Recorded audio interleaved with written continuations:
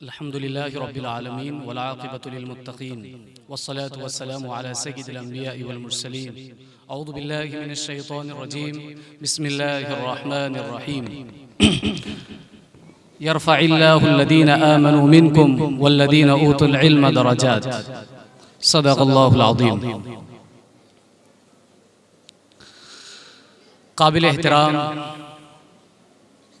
उलमाए किराम, मुअज़्ज़ज़ सामाईन और इस मदरसा और जामिया के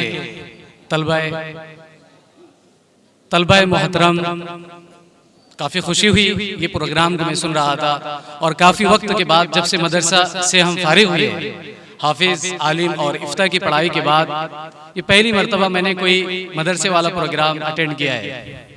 काफ़ी अच्छा लगा मुझे। अल्लामा इकबाल के कुछ वो अशार याद आ रहे थे, जिन अशार में इकबाल ने एक चीज का इस्तेमाल किया है।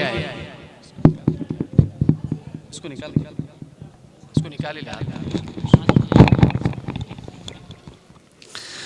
जिन अशार में इकबाल हमेशा शाहीन का वर्ड यूज करते हैं, इस्तेमाल करते हैं। शाहीन, ये शाहीन क्या है? वो शाहीन हमें ये सबक देता है कि जिंदगी के हर मोड़ पर हमारा विजन, हमारी फ्यूचर प्लानिंग बहुत दूर की हो। हम ये नहीं कि सिर्फ मदरसे में पढ़ रहे तो यहाँ पर एक रिवायती तालीम जो लोग समझते हैं वो सिर्फ एक रिवायती और ट्रेडिशनल एजुकेशन ही नहीं, बल्कि मॉडर्न एजुकेशन का बहुत बड़ा सरमाया है। इकबाल ने कुछ जगह तो जवानों को खिताब करते हुए यूं भी कहा, तेरे सोफे है अफरंगी, तेरे काली है ईरानी, तेरे काली है ईरानी, लहू मुझको रुलाती है ये जवानों की तनासानी। इमारत क्या शिकवे खुसरवी भी हो तो क्या हासिल, न जोरे हैदरी तुझमें न इस्तिग़नाए सलमानी।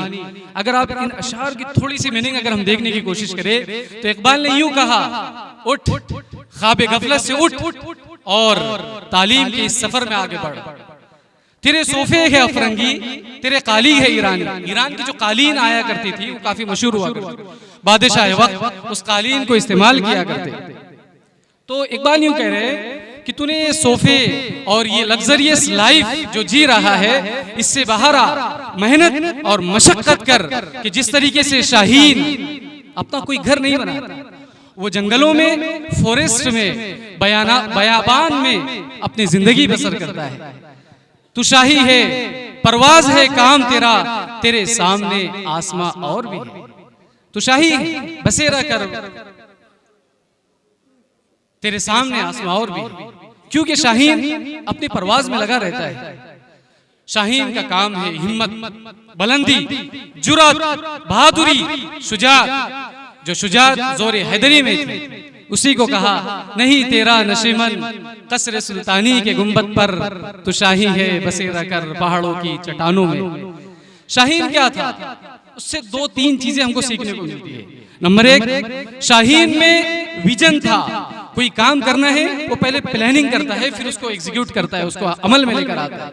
नंबर दो, शाहीन का काम ये है कि जब उसने एक बार ठान लिया फैसला लेना है वो फैसला लेकर रहता है। अब यहाँ पर ये बातें हमारे लिए लाइफ में जो आती है कि हम आज मदरसे की जिंदगी में हैं, लेकिन आप अभी से ये तय करो कि इस मदरसे से आगे बढ़कर हमें सितारों से आगे जहाँ और भी है, अभी इश्क के इम्तिहा और भी है। ये सिर्फ ये जमीन और ये दुनिया इतनी ही नहीं, अभी आप आगे कदम रखिए, असरी उलूम में भी कदम रखोगे और मॉडर्न जमाने को देखोगे तो उसके बाद हमें समझ आएगा कि उन लोगों ने जब कुरानियात और इस्लामियात की तालीम को पढ़ा और थोड़ा सा समझने की कोशिश की तो उन चीजों को अपने ऊपर और उसके नाम उस चीजों के आगे अपना टाइटल लगा दिया। जैसे हम एथिक्स में एक जगह एथिक्स के बारे में बात कर रहा था, वहां पर हदीस में है सय्यदुल कौम खादिमुहुम, प्यारे नबी सल्लल्लाहु अलैहि वसल्लम के इरशाद, सय्यदुल कौम खादिमुहुम, कि कौम का जो सरदार होता है, leader of the nation is their servant, उसका खादिम होता है। एक्चुअल में कौम का जो लीडर है वो कौम का खादिम है। ये है हदीस। हमारे नबी ने फरमाया कि कौम का जो लीडर होगा वो एक्चुअल में वो खादिम होगा। उसको चाहिए कि उसके अंदर हम्बलनेस हो, उसके अंदर काइंडनेस, शफकत हो, हमदर्दी हो, वो लोगों के जज्बात को समझ सके, वो ये समझे कि कुछ लोग वो भी है जिनके पास घर नहीं, सामान नहीं, और वो सर्दियों में अपनी जिंदगी बसर कर रहे और दिन रात काट रहे, तो उसको एहसास हो। उसको कहते हैं कंपैशन, कि उन लोगों की जगह पर अपने आप को रख कर देखना। इसी को कहते हैं सर्वेंट, कि तुम जब लीडर हो तो तुम खादिम हो, तुम गुलाम हो कौम के। इसी की एक थ्योरी बनी हुई है सर्वेंट लीडरशिप। ग्रीनलीफ, रॉबर्ट ग्रीनलीफ 1970 में उसने एक थ्योरी दिया एथिक्स और सर्वेंट लीडरशिप। इसी हदीस से उठाकर उस पूरी थ्योरी का नाम सर्वेंट लीडरशिप। ये क्या है? दुनिया ने देखा कि भाई एक लीडर हो तो उसके अंदर एक गुलामी का जज्बा हो, उसके अंदर जज्बा ये हो कि वो एक्चुअल में वो खादिम है, वो लोगों के लिए कुछ करने की कोशिश कर रहा है, उसके अंदर कम्युनिज्म के कुछ जो है एलिमेंट्स हो। खैर बात लंबी होगी, मैं बताना ये चाह रहा था कि जब हमने अपनी दीनी तालीम को दुनियावी तालीम के साथ मिलाकर पढ़ने की कोशिश की तो यूं लगा कि दुनियावी उलूम ने कुरानियात से, इस्लामियात से, हमारे नबी सल्लल्लाहु अलैहि वसल्लम की टीचिंग से बहुत कुछ लिया, लेकिन नाम चेंज कर दिया। आपको मैं एक जरूर सबक देना चाहता हूँ, आज या कल या जब कभी टाइम मिले, आप हाउस ऑफ विजडम, बैतुल हिकमत के बारे में जरूर पढ़िएगा। वहां से आपको बहुत सारी चीजें सीखने को मिलेगी कि एक वक्त था कि जब उलूम और फनून, साइंस, टेक्नोलॉजी और बहुत सारी चीजें अरबिक लैंग्वेज में पढ़ाई जाती थी। पूरी दुनिया की यूनिवर्सिटीज अरबी जुबान को अपनी एक ग्रेट रिस्पेक्ट के तौर पर देखा करते थे, लेकिन आज हमारे तरफ वो जवाल है। उन जवालों के पीछे कई सारे असबाब हैं। खैर, तो हाउस ऑफ विजडम में बहुत सारी चीजें आई, उनमें से कुछ चीजें ऐसी हुई कि हमने दुनियावी तालीम को और दीनी तालीम को अलग देखा, और जब अलग देखा तो फिर हम अलग होते चले गए। आज आप देखते होंगे जो लोग 10वीं क्लास में होंगे, कभी गए होंगे, वहाँ अलजबरा का एक सब्जेक्ट पढ़ा है, अलजबरा, यस पढ़ा होगा।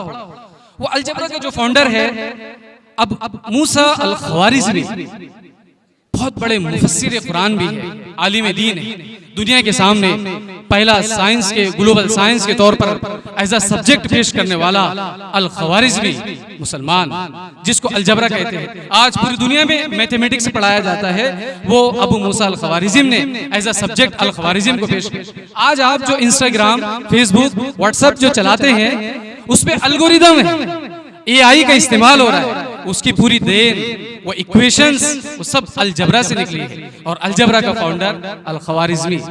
हमें नहीं पता, अगर हम इसको थोड़ा सा देखने की और कोशिश करेंगे तब हमें समझ में आएगा।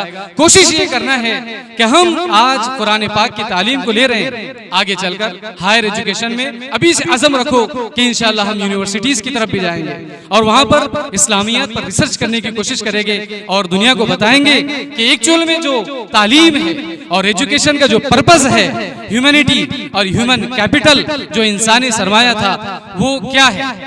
कुरान पाक में, अहादीस में उसको जिस तरीके से बताया गया, हमें वो एक्चुअल में और प्रैक्टिकल शेप में हमें नजर आएगा। और वही थ्योरीज, उन्हीं थ्योरीज को अपने तौर पर नाम दे दिया गया।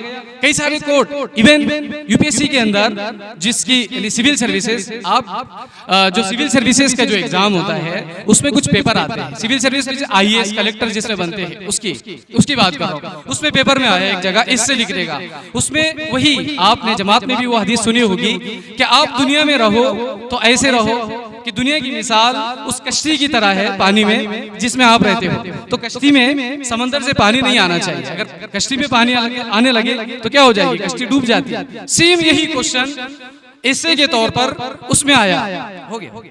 सेम ये क्वेश्चन उस एग्जाम में आया, यूपीएससी के एग्जाम में, और उसको डिफाइन करना था।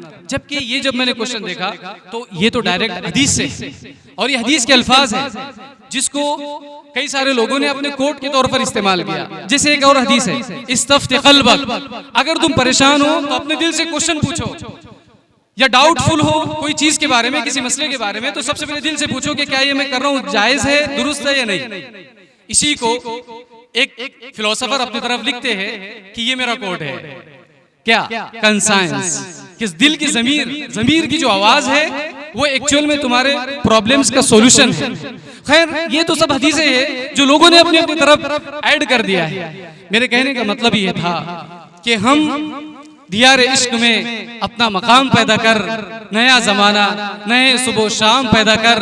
खुदा अगर दिले फितरते शनाज दे तुझको, सुकूते लाला व गुल से कलाम पैदा कर।